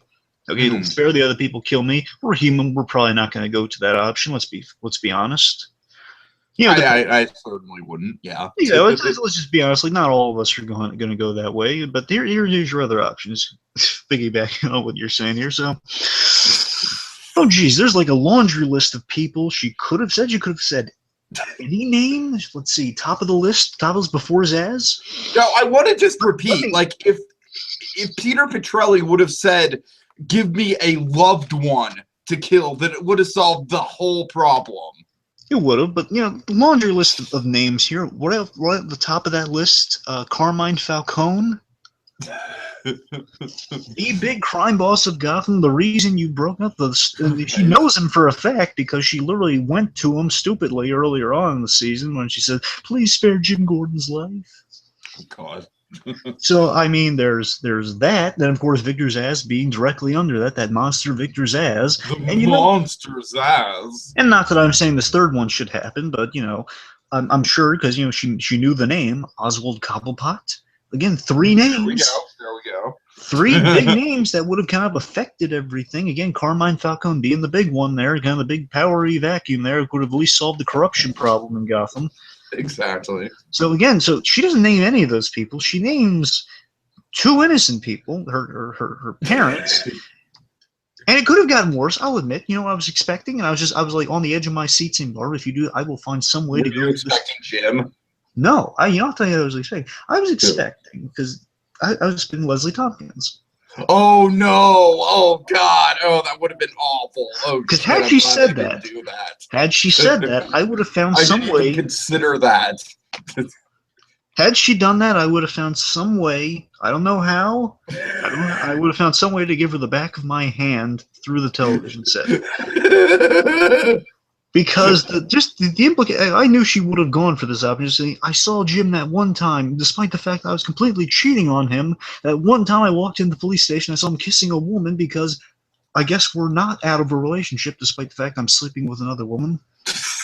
Exactly. I was expecting that, but still, killing 2 innocent people when you're literally tasked with name any other person to kill. I will try to kill that person. Again, she could have done Gotham City a legitimate favor. Yes, again, whether it be like the heroic she could have turned him into Dexter Morgan and turned him into like, all right, you want to kill someone, fine. Kill someone who truly deserves to be killed. Exactly. So again, I'll reiterate there. You don't have to go for like the super heroic self-sacrificial route, but still you can go for the heroic. Hey, kill a bad person in Gotham to help the city, help people. There's that option. And again, like, even if he failed, okay, look at this. Even if he failed, still, she's safe either way. Okay, well, I send him to kill Victor Zsasz. Obviously, this guy cannot kill Victor Zsasz. Problem solved. Maybe they kill each other. Maybe one of them kills the other one. Who knows? Still, problem solved one way or another. Carmine Falcone probably wouldn't get to the guy. Probably having billions of assassins shoot the guy to death. Still, problem solved. Right. Name a guy. He tries. He fails. Dead. Or he succeeds. Dead. Saves the city. Again, very, very, very stupid. Second worst thing she's done in this entire series. My God. I will still say that I will say, as much as I hate to admit, I think this is worse. I do think this is worse. Because she is literally just second-handedly murdering her parents. I mean, say what you will about cheating on Jim. I get that you're, I get that you're emotionally invested in that, but she literally, like, like secondhand sends two loved ones to die. It's terrible. You got a point. I mean, also she was trying to turn children into supervillains, so there's that too. Oh God. I blocked that out of my memory. Point is, this is just the most deplorable thing. Okay, okay, you're right. Yeah, this is the most horrible thing she's ever done. Still, seriously, again, she could have picked anyone. Whether it would have worked or not, she could have picked anyone. Said, well, you just lied to me. Then you said you killed someone if I told you their name. Well, go try it. Right, exactly. Hey, Victor Zsasz, that monster Victor Zsasz, the guy I keep saying. Victor Zsasz, Carmine Falcone, pick a name. So anyway, I'm done my rant. Just before I blow a blood vessel here, just again, so just completely stupid. Those poor parents. I mean, I understand they probably weren't the best of parents, but they didn't deserve to die horrifically. I got the sense that they were kind of like Jesse Pinkman's parents. Yeah, where it's like maybe Barbara had some substance abuse issues in the past. Shocker. And, maybe they gave her some tough love. That's kind of what I got out of it in the brief time that we saw them. Yeah, I mean, plus it's like not even just like a bullet in the head. No, it's like a horrific knife stabbing death. Well, to her credit, she didn't know that was going to happen. But... And there's a chance. It's implied that perhaps she might have also done some stabbing. It's implied.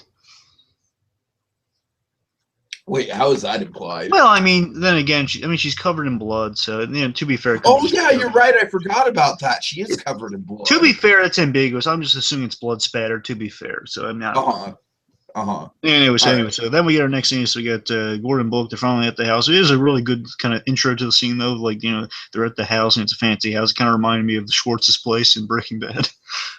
But I love the music. We got some good music playing here, just like kind of on a record player, really nice. And then it's like the music lyrics are really good in terms of like how they're related to the scene. Like it's about saying goodbye and never meant to hurt you. As those the lyrics of the song, which is looking at the dead parents, are really creepy. Yeah. And then just Barbara walks out. She's all covered in blood, and she's, "What are you doing here, Jim?" And then poor Bullock, he gets, I'm like going, ouch, poor Bullock, gets knocked down those stairs. Oh, no, yeah, I was legitimately worried for a second that he was going to, like, break his neck or something like that. I was for a second. I'm surprised he can get up later on. Again, I wonder with these TV shows, like, how can these guys get up after being knocked down? I know, that was a really bad fall. I mean, just to reiterate, he falls down, like, what, like a 3-story staircase? Yeah, he's at the top of the stairs. Tumbles down it. I mean, literally, in Psycho, a guy gets, don't get me wrong, he gets stabbed, but still he falls down and, like, breaks his spine in that movie. You gotta remember that. But you know what? Bullock delivers an awesome insult when he gets up, so whatever. I'm fine with it. Like, anyway, so then finally, again, so Barbara there, because she's just being stupid, just standing there, they don't take the time, okay, listen, let's get out of here before the killer comes back. Just kind of meandering time, saying, "What are you doing here, Jim?"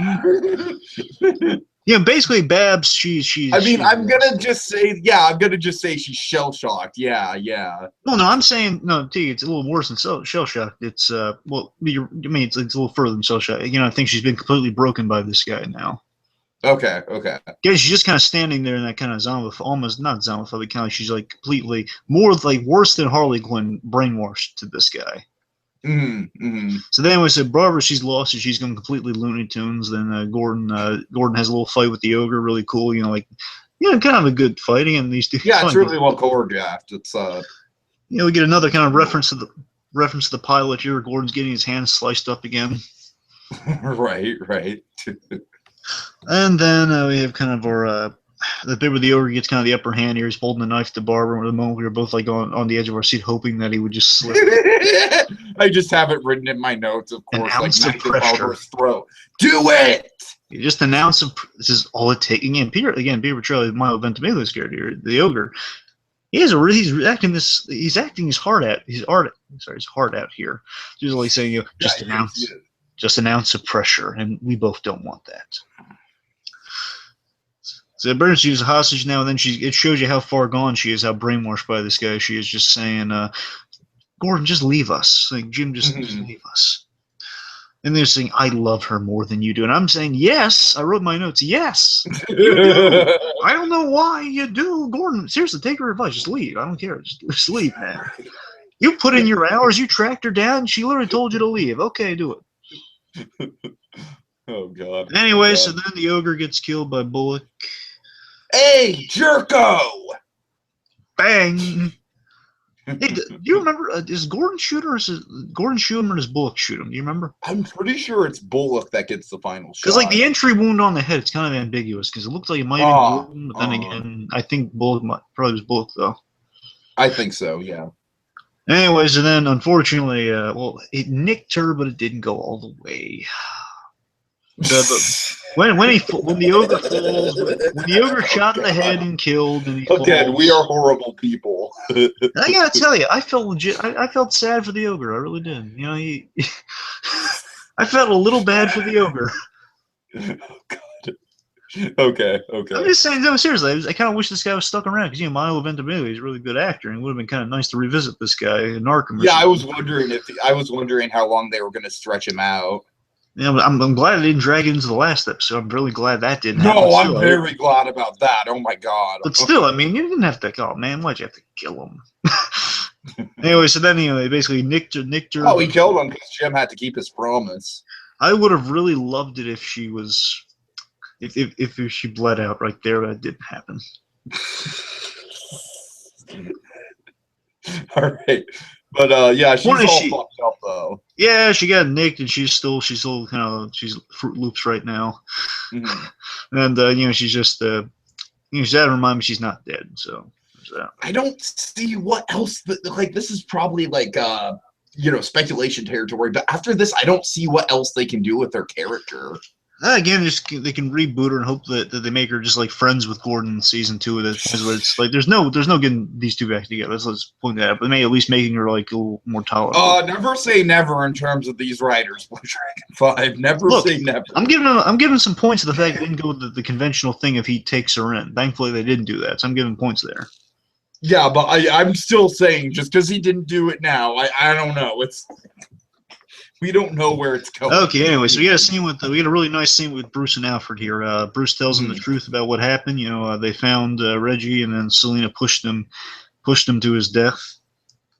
I like this. Alfred, he's kind of hearing this news, and he kind of deduces what the next steps were. Like the whole, and that's why he went to the ball. And so that's why he insisted on going to the ball with her. Bunder, he talked to Bunderslaw. And I really like the moment where Alfred's like, what did he do to you? Nothing. What did he do to you?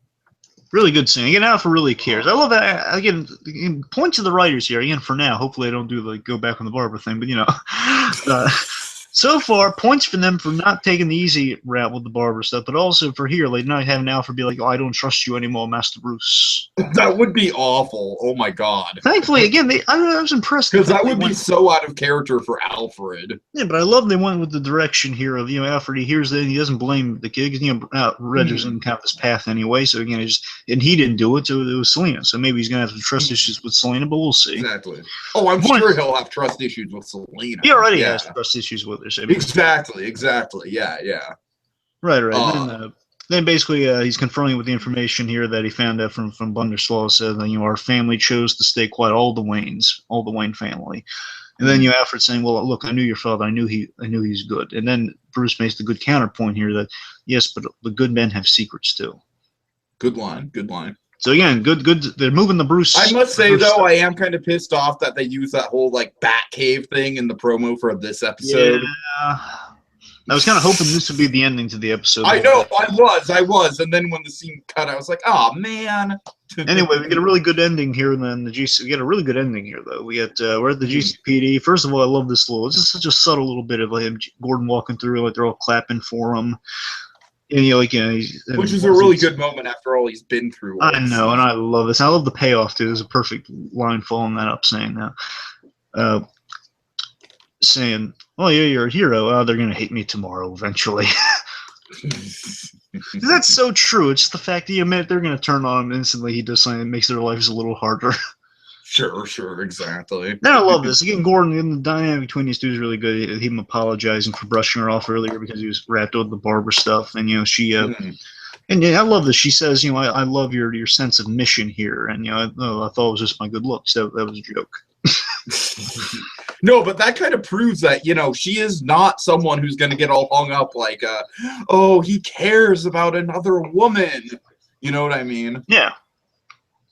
And then she has this really legitimate point. So she was scared that you would blame yourself if she died, and then basically it might have been a little selfish, but I was kind of afraid that you'd hold it against me somehow. He basically says like you'd be hung up on that, so our relationship might be in trouble. I know it's selfish, but yeah. So then Gordon has this really good line saying, look, I'm not in love with her. I love you. And we're all like, yeah.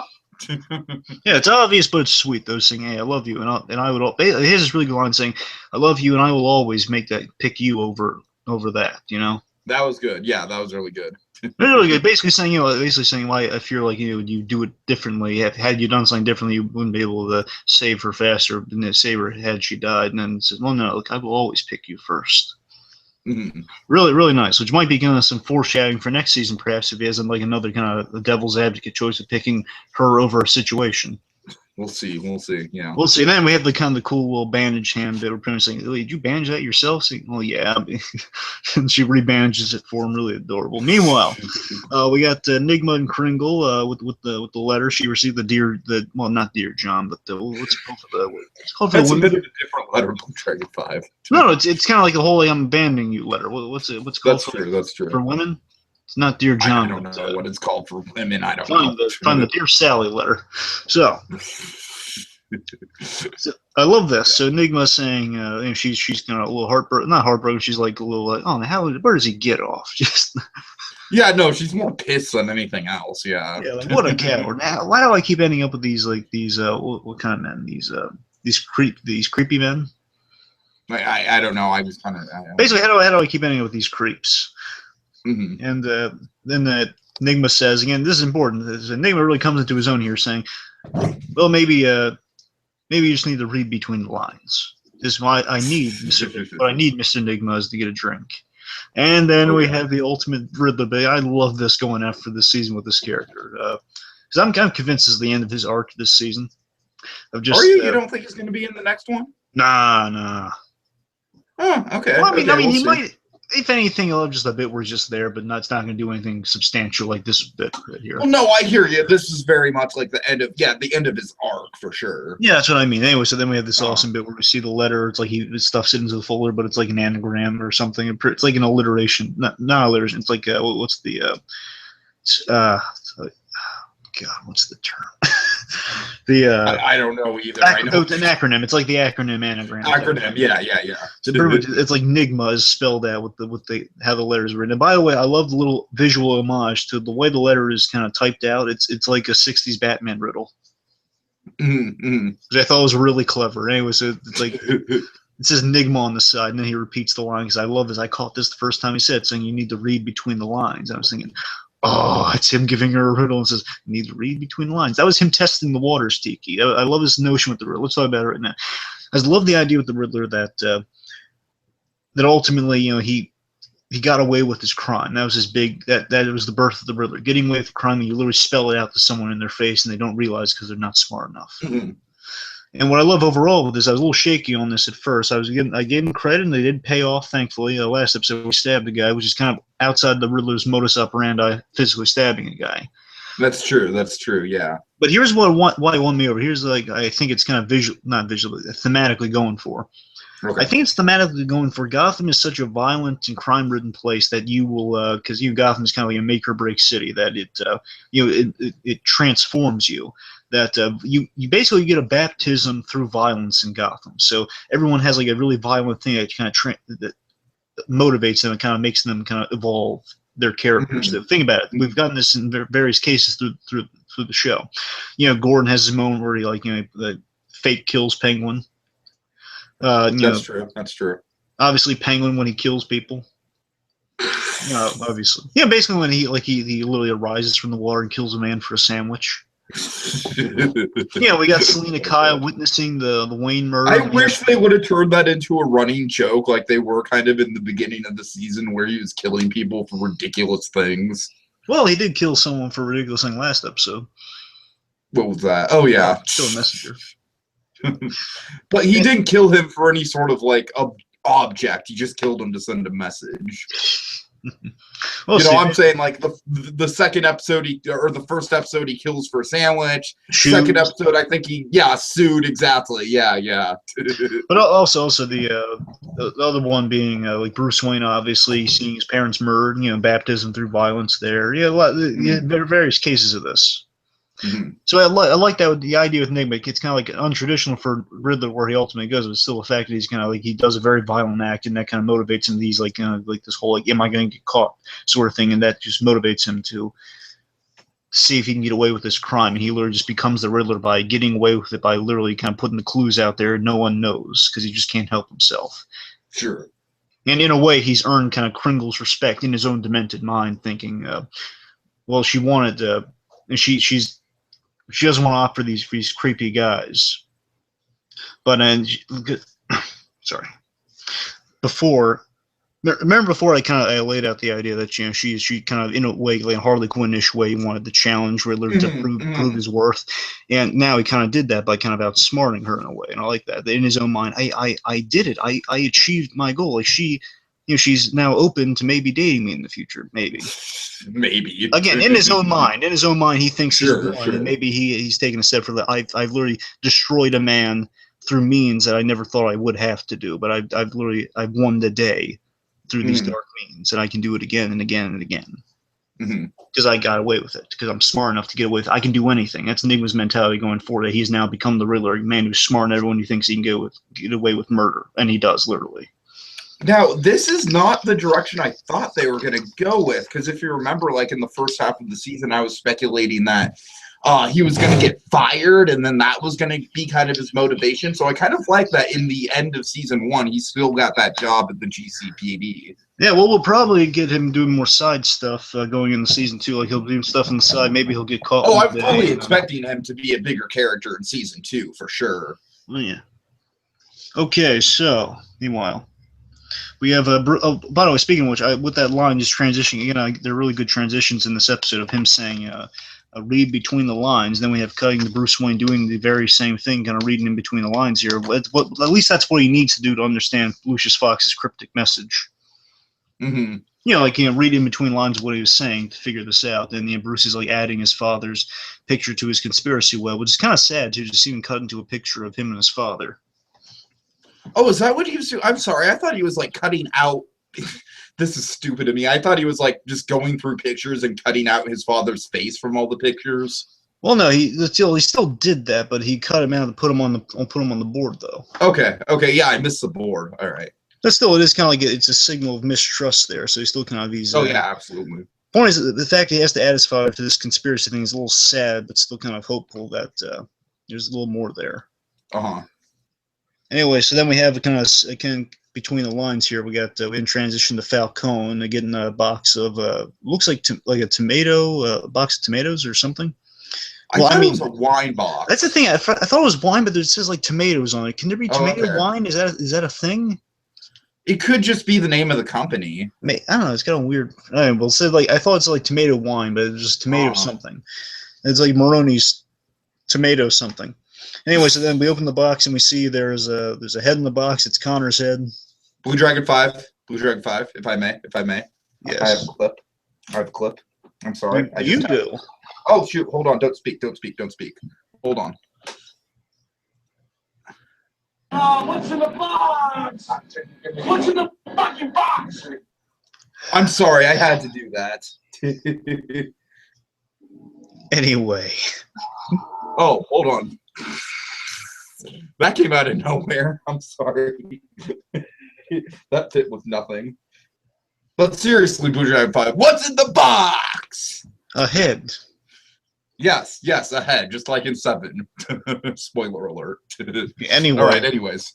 So so basically this is the really kind of nice little intercut sequence here. Like Falcone, he sees the head in the box, and we see it cuts to the war beginning. So again, I love this. It's the idea that the war has finally begun. The war that's been talked about since the pilot episode. But I've seen it. Oh yeah. I'm good like that. I know a war. It's coming. Exactly. So the war is finally the war that the Penguin called from the very beginning of the show is finally here. You know, guns ablazing. Maroni and his guys just coming out, really cool slow-mo thing like them coming out there. Maroni's walking awesomely in kind his of like jacket. a Sopranos style shot. Yes, I loved it. Uh-huh.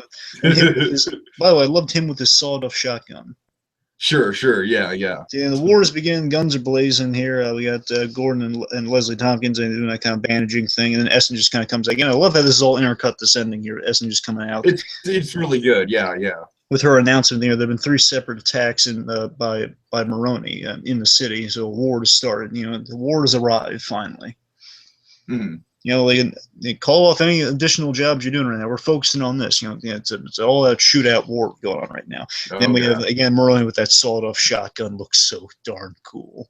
And then the last, he does. And again, I think our most important shot here going to this next episode is we see Falcone just kind of still reeling over that head discovery, and then we transition to the Penguin laughing as he's enjoying a drink at the club. I just have written down in my notes, Penguin is pleased as punch. Yes. Thing is, it's really great. We see Falcone, then we directly see the Penguin, because those two are going to be coming to a head next episode. Sure. So good stuff. All right, and that was the Anvil or the Hammer, a name that still doesn't really make much sense to me, but whatever. You want to get into some speculation? Well, let's go through the promo here. So yeah, really great promo, I think. So a new day, like Maroni saying, a new day begins. We will rule Gotham. Mm-hmm. And it was really cool. You know, a lot of chaos going through the streets here. We got Penguin and Gilzine. There's a really great shot. Penguin and Gilzine. Penguin with flowers. Gilzine with guns, and they're in the hallway walking down. You know, I just love the simple image of these 2 guys in a hallway. It was one of them with flowers, one of them with a gun, and they're both looking really cool. We got Penguin and talking to Falcone, and we get this kind of good flashback to the first episode in the promo where we have just him saying, "I've been planning your end since the beginning." So cool. We have Gordon looking at the city, kind of a good overhead shot there. We have one shot I'm not crazy about in this promo because I think Fish Mooney's back and she looks stupid. Seriously, I hate the way. And she's probably gonna die. Well, I read some stuff recently that's suggesting that they're gonna have like an open-ended thing with her because they want her back, but she still is not. She doesn't intend on coming back. I want her back. Okay. The thing, it's like the thing where like she says she's kind of intent on not coming back because her contract's up. I guess she doesn't see the point in it. But then again, they're gonna have an ending where it might be ambiguous. All right, that's cool. We'll see. So I don't know. I mean, if they come back, I just hope they have eventually wherever they end her off. It's gonna be like a face-off between her and the Penguin. Yeah, and I hope, again, we've been saying all season, I hope she uses her bare hands and her teeth. Well, I'm convinced next episode she's going to use her bare hands and her teeth to kill someone. I hope so. I hope they haven't just forgotten about that. All right, here's my big gripe. She looks so stupid. She looks like one of Zaz's hench girls. I hate that. Oh, God, the demon hipster chick. Seriously, she looks like one of those. And she looks worse than one of those. She has all these weird piercings and like the weird shaven stuff in the head. Well, she looks ridiculous. I'll give you that. You know, she says like Gotham's got a new queen. God. However, then we have Gordon and then Penguin, guns a-blazing, kind of a little parallel there. Like, you know, Penguin is firing his gun, Gordon's firing his gun really cool. That was really cool. Yeah, Bruce is pushing the button. We have the secret entrance, which I love this idea that perhaps, I think they're going for, plus with Lucius Fox's ominous line, is that Thomas Wayne is kind of an inspiring Batman figure in Bruce's life. I love that idea. Yeah, he is, and I'm pretty sure that Batcave scene is going to be the last scene of the season. That's got to be. I'm hoping for that. Also, we have a great line, and this line is making me happy because this is what I've been kind of hoping for since the first episode. That we're going to end the season between.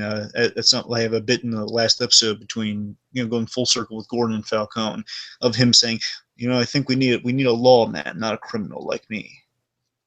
I like that. Yeah. So I'm still looking forward to that. Okay, now let's get into some speculation based on that promo and this stuff for All this right. last one. What do we want to see in this last one? Okay, so again, I think it's all going to come full circle with that little chat. I'm not sure they're going to bring in the whole father thing. I'd love the flashback of Gordon and his father or something, but I'm not going to bank on it. I don't think there's time for that now. But again, the title of the episode suggests families are going to be a big theme of it, but I won't put my money on it. However, I do think we're going to get like a full circle chat with those two, like we got in the first episode, which I'm really looking forward to. I think you're right on the money with that. Yeah. Do we think that anybody is going to die? Yes. Okay. Well, plus I think Ben McKenzie's got a hint that not everyone's going to make it out alive with this last one. Sure. I mean, I think in spite of what people are saying about Fish Mooney being open-ended, I think she's definitely the most likely option. Yeah, I think she should. It'd be like a clean way to get her out of there. She just gets killed off, so you don't have to worry about her coming back someday. But that's what I'm saying. Yeah, if the actress doesn't want to be there, then it's like she'd kind of be hanging over our heads. So pretty much killed off. Pretty much, it'd be if they give her like an open-ended thing, she'd be back in season 3 if there is going to be one. Right. Yeah. That'd be the thing to consider with that. So I think we're gonna finally get a payoff between Penguin and Gordon here. Of Penguin's getting in a moment where he spares Gordon's life. Yeah, and are we going to see that favor come back into play somehow? I'm sure it's going to come back into play, or either that or like Gordon's. That favor is going to trigger those two kind of get into like a firing contest in a way, like they're shooting their guns at each other maybe. Mm-hmm. I don't know. The point is, I think at the end of the season, it's going to be Penguin kind of again. I really think they're going to get a whole full circle vibe with this episode in the pilot of kind of like a whole Penguin repaying Gordon for not killing him. Could be. Like truly repaying him, not just like the favor war we got going. I think it's going to be kind of a final, like, you and I were done doing favors for each other, but I saved you, so our debt's repaid. Mm. I think Penguin at the end of the season, he's going to be crippling all factions of the mob. He's going to be, I think, regardless whether he's going to kill him or not, whether Fish is going to kill him, or whether he's going to kill him. I think Penguin's going to take over Falcone's side. Do you think Falcone's going to get properly killed off? Either he's going to get killed off, or here's an interesting idea they could do with it. I know they kind of do with Fish Mooney, but I think they could do it better with Falcone, of like putting him in the Penguin's position, like switching. Oh, that'd be interesting. Okay. So I'm saying, remember Falcone's thing in this season? Like, he started out as like the tired mob boss who had control of everything. Then the Penguin came in. Really, the Penguin came in. That's what we're kind of toying with this little promo here that he says, I've been planning your downfall since the beginning, of like the Falcone realizing I underestimated this guy and he overthrew my whole organization. I've been overconfident, and I feel alive though. So I'm going to be starting from the beginning. I'm going to remind myself why I want this city, why I want this power. I'm going to come to the ranks like this kid did. I'm going to be, with the experience I have and just re-experience things, I'm going to be more powerful than this kid, and I'm going to retake my city by force. I'm going to refine my fire, my vigor. It's going to make up for all the episodes he wasn't in this season. I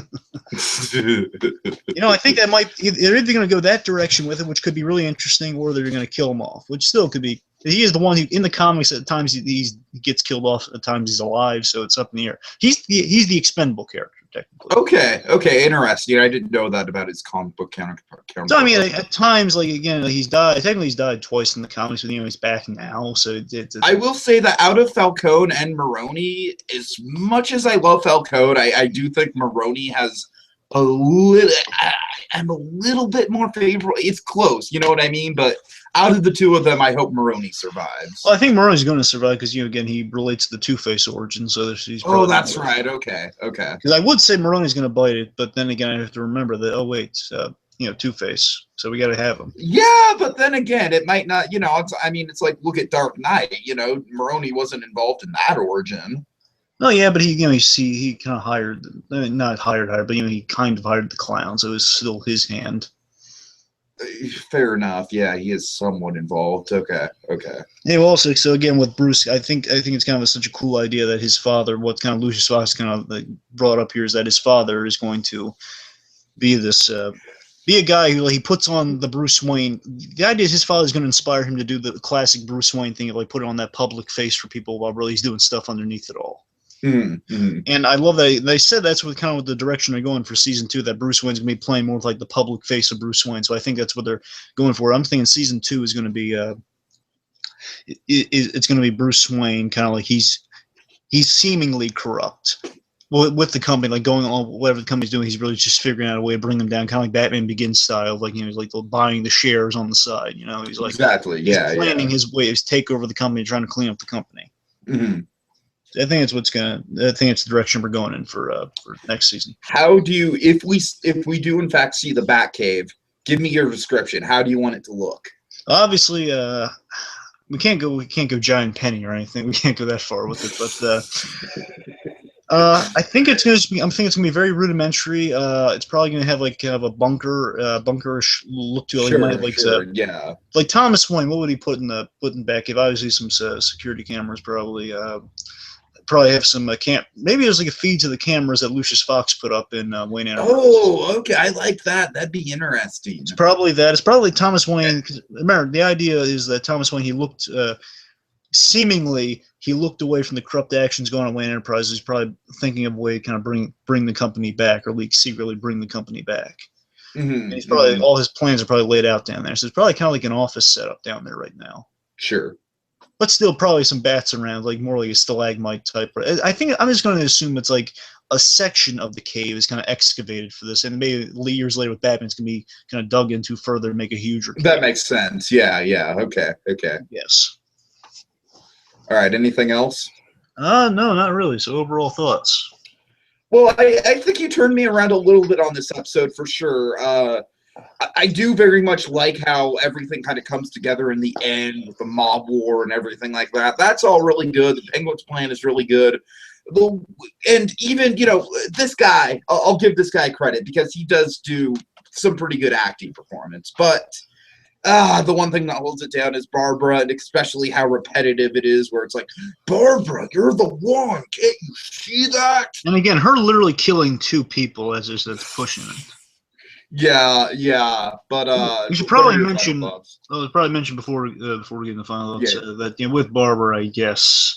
Again, I'm happy. Yeah, right. What's up with her? Yeah. Yeah. So I'm happy that they kind of went a direction I was hoping they would in terms of not just going with the obvious things. So I'm glad they didn't do that. But still, I'm going to make a bold prediction and just say she's not going to be in the last episode. Oh, of course, no, she's not. I'll tell you that she's not going to be in the last episode. Again, the show creators are smart throughout. Now we have announced we're going to take our little season break. I'm convinced that they realized they have to have heard the backlash on some level. Oh, they had to. Yeah, of course. So I'm sure in this time, I'm going to be optimistic here and say they've been working on some strategies to fix all their problems in season 1 and season 2. So basically, actually, let's maybe have Crispus Allen and Renee Montoya have be good characters. At the very least, let's not go that far, BlueDragonFive. At the very least, let's verify that Crispus Allen is still alive. Right, exactly. At least do that. Like either that or get his name out of the credits if he's not going to be in the next season. Okay, this is just ridiculous. Yeah, it's bad. But still, with Barbara, I guess I kind of like the idea that she is, with her being as damaged as she is by this guy. It's kind of an interesting idea. Okay, well now the guy she was so gravitated towards is now dead, so now she's in a really bad mental state. Again, it might be kind of cool to see her in Arkham. Oh, okay. If they go that route, I'd be down for it. Let's see her in Arkham and actually get kind of. Again, here'd be a cool thing if she's in Arkham and what for Doctor is Hugo Strange. Oh, right on. The point is, put her in Arkham. Let's see how far we can get with her and just kind of recalibrate That'd be a good way to have a storyline in Arkham and also fix a character that we hate at the same time. Kind of kill two birds with one stone. Yes, and as she's being fixed, maybe it'll be Gordon. Again, you have a point that as seasons go on, they run low on ideas, so they go back to the well. So I'm optimistic. I'm saying, well, if they ever just fix her, make her at least tolerable or likable, that Gordon will just view her as a friend. They're not going to do that. Again, I'm just optimistically. I'm saying if they go the smart route, if they go smart, and maybe he and Leslie have a kid one day. I think the only way they make her tolerable on this show is to turn her into a lunatic. I don't think they're going to get to the point where we're genuinely Barbara, she's a great person. No, I don't think they're ever going to say she's a great person. I'm just saying, this is the point of she's a burden on Gordon, a memory of a life that Gordon has indirectly ruined. That's in Arkham Asylum. That's what I'm thinking they're going to go. Then maybe by some stretch, if she dies in a way that Gordon will just have kind of guilt name the kid after her. Oh God. That's something that's always been looming, but yeah. But then again, you know, like they're kind of acing the holes. Like we don't never have to address the fact we need a Batgirl really, because you know it'd be years down the line. Oh God, it'd be like fucking like season 12, yeah. Exactly. So I don't even need to worry about the Barbara Gordon thing exactly at this point anyway. So the point is, I'm just saying, like, keep her in Arkham, get her out of our hair, and if you're gonna do something, you should bring like a cool villain to make her at least a little more tolerable. Anyway, we'll see. Anyway, so overall thoughts are on this episode. Again, I liked it better than the last two, especially the last one. Last one was just, to me, it was just a waste of time aside from the good stuff we got with like the Penguin and the Riddler. And you know, Bruce and Selena is pretty good too. Again, I hate the fact that she was jealous of a child, but still. Point is, this one was good. Again, for a moment, the Barbara stuff was at least tolerable, but then it just got worse, and I mean really worse. Yeah, really. But still, the Gordon stuff, there was a lot of really great Gordon stuff this episode. I loved how the Riddler story paid off. I thought it had a really good ending. It makes me really hyped to see him in season 2. Penguin igniting this war, brilliant idea. It's starting to bring things full circle. Only concern I have going in the next episode, I'm really scared they're going to screw up Fish Mooney real bad in her last moments, but we'll see. Yeah, we'll see. I'm just saying that look is not a good omen. It's an omen that just says, "Oh man, they're really going to screw her up badly." I don't know. Well, again, keep in mind, she's still like in her position. You know, she's with all those, all the people from Dol Maka. You know, like all those people. Yeah, so I don't know. We'll see. It'd be kind of nice to have a scene between her and the prison Gilzine and actual Gilzine. I do want her to reunite with Gilzine, though. That's actually something that I would like to see. Oh yeah. Okay. Anyway, so I guess I'll take us out then here. Go ahead. So remember, kids, no matter how dark and scary the world may be right now, there will be light. There will be light. Until next time, when we go exploring Gotham. Wait. Shit. I'm sorry. Redo. Rewind. Go. Dang it, Barbara. I know. Come on, Barbara. So remember, kids, no matter how dark and scary the world may be right now, there will be light. There will be light. Oh, really? That's it? No, then you say something. You said rewind. I rewound. Oh my God, we have this problem every time. What? Until next time, when we go exploring Gotham yet again. Box of donuts over here. Hey, Jerko!